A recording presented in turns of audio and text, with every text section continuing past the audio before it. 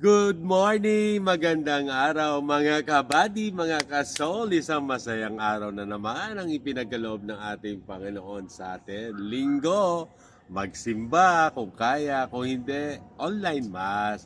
Sa mga may sakit, sa mga may kapansanan, sa mga medyo may edad na, sa bahay lang kung hindi kaya. Okay? Anyway po, happy thoughts! Ano bang happy thoughts ko ngayon? Masaya ako kasi siyempre nakapagsimba na naman. Ginising na naman tayo lahat. Ang napakagandang sikat ng araw. Kahit medyo may ulap pero sumikat pa rin yan. Nasa likod ng araw. Kaya masaya pa rin. Diba? At siyempre linggo kasama ang buong pamilya.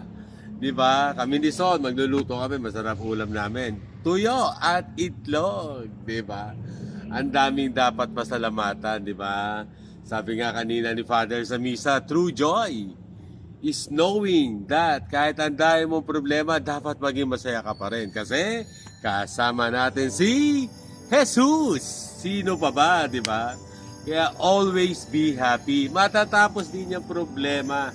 Parating na lahat ng dinalangin nating lahat, di ba? Kaya smile lang, di ba? Tawa-tawa lang. Huwag na masyado magpadala sa dami ng labahin, sa dami ng plantsahin. Araw ngayon na yan.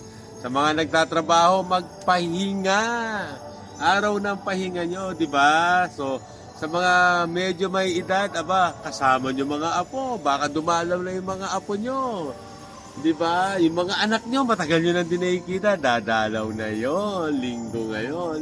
O, sa mga nai-stress sa traffic, chill lang, di ba?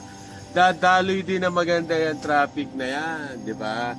Sa mga nagbabakasyon, sana all, di ba? Ang saya. You know, napakaraming dahilan para maging saya. Maging saya tuloy. Pero ang tunay na masaya, galing sa puso, is knowing that Christ will come, malapit na Pasko, and always in our hearts. That's the true joy. Di ba? Kaya mga kabady, mga kasol, kung ano man ang ating pinagdadaanan lahat sa buhay, ngiti-ngiti lang, smile lang, because God is good, God is great, God love us all, di ba? And, you know, ang pinakamasarap sa lahat is knowing God saved all of us sa ating mga kasalanan. Kaya mga kabady, mga kasol, happy Sunday. We will see you later. Not soon.